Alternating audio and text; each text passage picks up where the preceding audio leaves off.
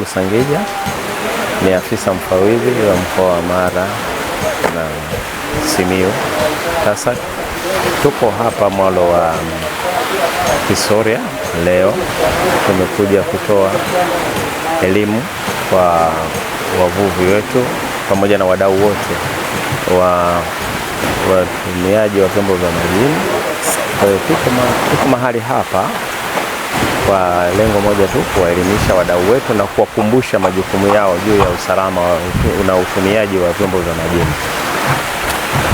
Leo wadau wetu hao ni pamoja na wavuvi, watumiaji wote wavuvi, wamiliki, pamoja na wadau wengine wote wanaotumia vyombo vya majini katika eneo hili la mwalo huu wa Kisoria.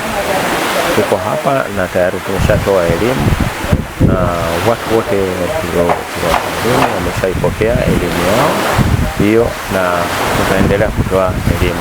Kama inavyojulikana kwamba jamii ya wavuvi kidogo ni ngumu kupata sheria, lakini pia tumejaribu kutoa hiyo elimu na wameipokea vizuri, na tumewahimiza kwamba basi waendelee kufuata sheria na taratibu zilizopo za usalama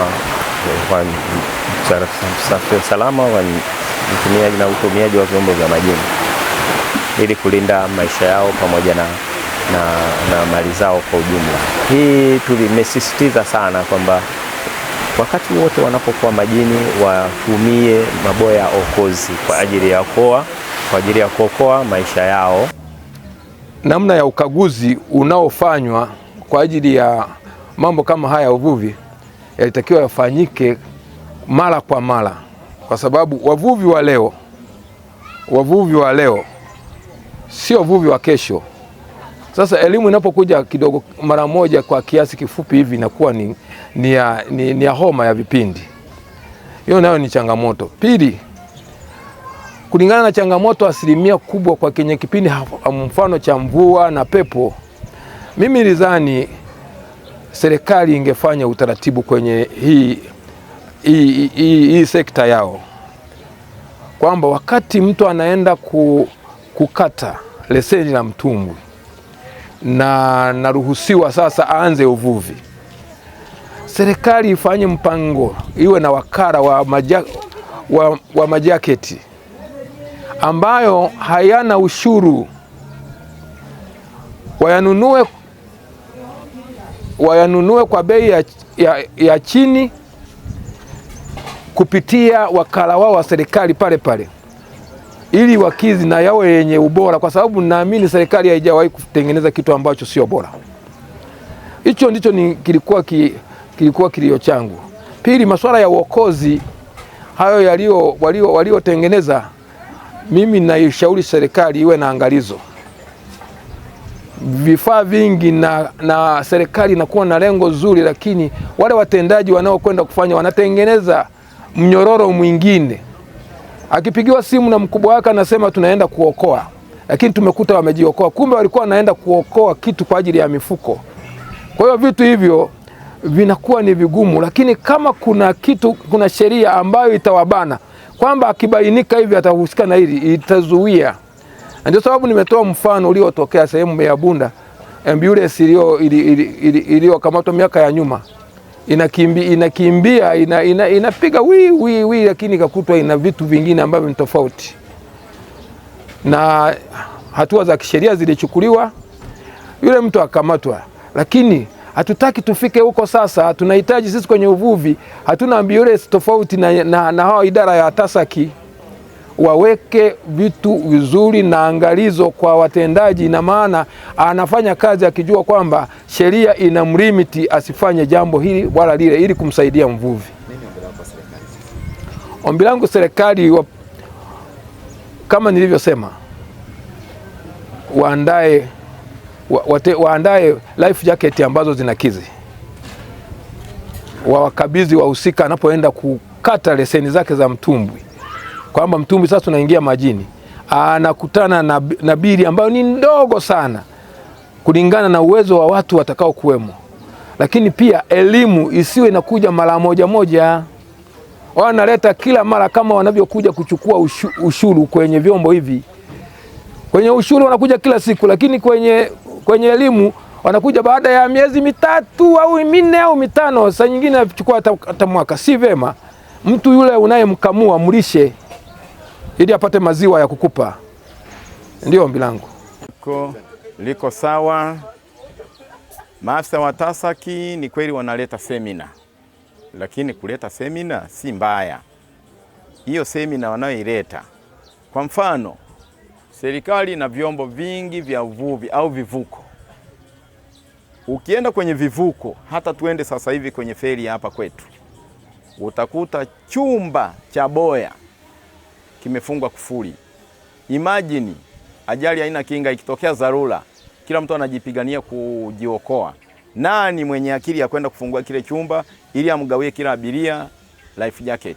Kwa nini wanaanzia kwetu kuja kutugandamiza? Hauna life jacket unakamatwa. Hauna life jacket unakamatwa. Kwa nini wasianzie kule kwenye serikali yao ndo waje watuletee semina? Maana inasemekana unapotoa chombo lazima kila abiria avae life jacket. Ni kwa nini feri au meli unakuta chumba kimefungwa kufuli? Mfano, nakupa mfano mdogo. MV Nyerere zama Ukara haikuwa na life jacket. Kwa nini watu walikufa na wakati chumba kimefungwa? Light, kama chumba kingelikuwa kiko wazi na meli inatoka kwenye kivuko, kila abiria na life jacket, wangelikufa Watanzania wote hao. Serikali iangalie upande wa pili, isitugandamize sisi wavuvi wa chini. Inatakiwa itupiganie sisi kutupandisha. Asante.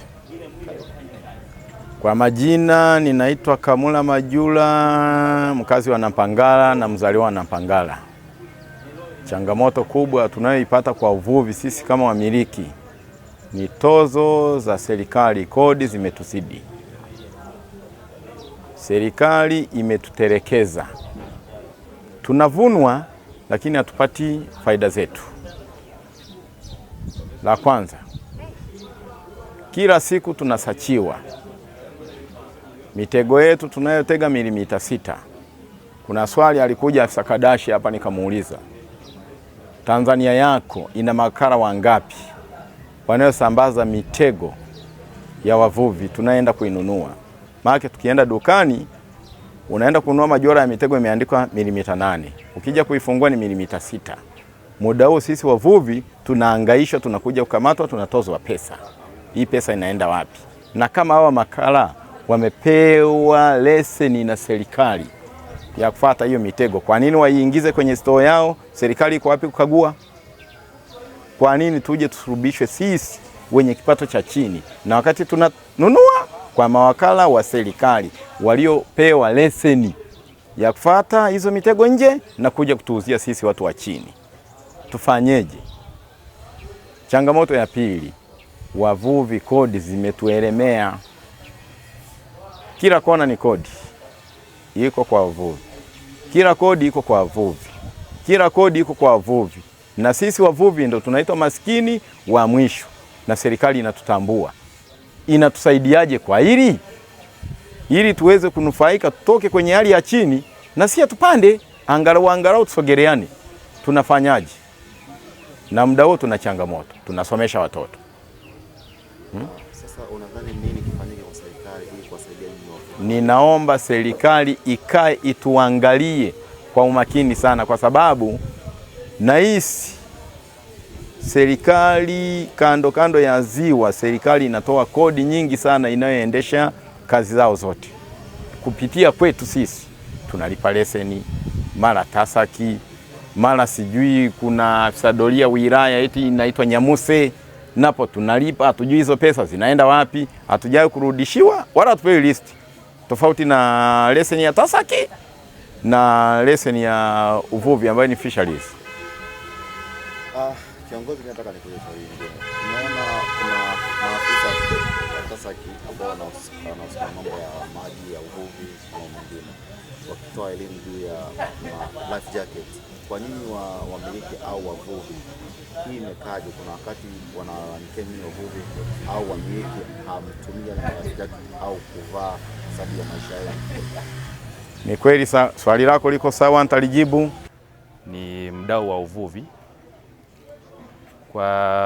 Kwa elimu niliyoipata kwa TASAC, naona imetusaidia sana, na pia nitachangia kwa elimu niliyoipata, nitachangia kusambaza elimu kwa wadau wenzangu wa uvuvi. Unadhani sasa kupitia hii elimu kwa namna gani mlikuwa mnazurika katika uvuvi? Tulikuwa tunazurika sana, yani ukitoa uvuvi, yani mvuvi anaingia ziwani hana life jacket, ila kwa elimu tuliopewa na niliopewa kusambazia wenzangu, mimi naona imetusaidia sana. TASAC ni nzuri sana kwa sababu kuvaa life jacket kwenye vyombo vya uvuvi na hata vya usafiri ni kwa ajili ya usalama wetu. Wanakuwa wanafanya hivyo kwa sababu ya kuokoa maisha yetu. Ni jambo jema. Nasisitiza kabisa serikali iendelee kutoa hii elimu sehemu tofauti ili kuokoa maisha ya watu. Ninachoshauri, life jacket haya yaliyokuja inaonekana kwa upande wetu hapa yana bei kubwa sana. Kwa hiyo serikali kama serikali ifanye kama iwe na mawakala wanaoleta haya life jacket kwenye sehemu zetu ili tuweze kuyapata kwa bei nafuu.